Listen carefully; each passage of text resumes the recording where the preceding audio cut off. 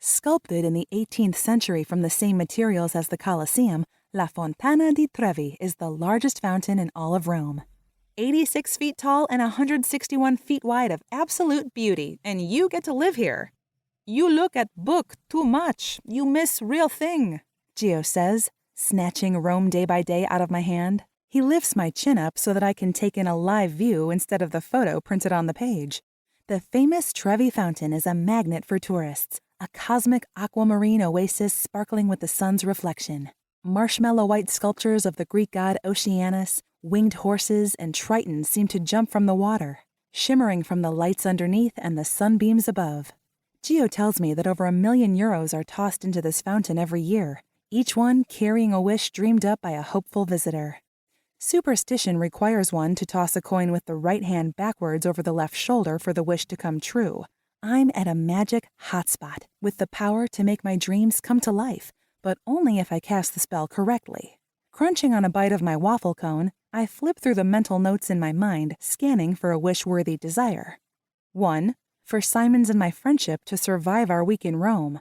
Who knew such an enchanting city would test us like this? 2. The obvious choice as I stand in the middle of the most romantic city on earth, Gio and I surrounded by happy couples. You think of wish? He asks, as if reading my thoughts. He pops the last of his cone in his mouth and inches closer to me. Is it because the crowd is so thick? Admitting I'd like for my suitcase to be big enough to pack him into it and bring him back to the States with me seems a tad overzealous.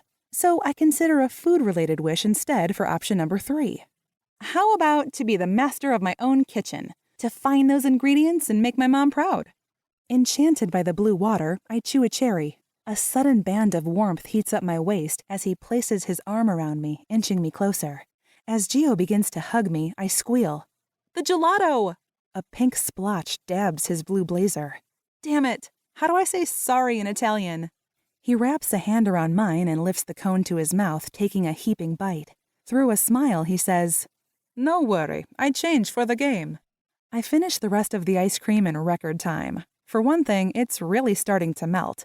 And for another, I want to redo that hug without the ice cream cooling off the heat between us. He draws me in, and before I know it, his lips are on mine, cold and sweet from the gelato. My heart's still racing when we finally pull away.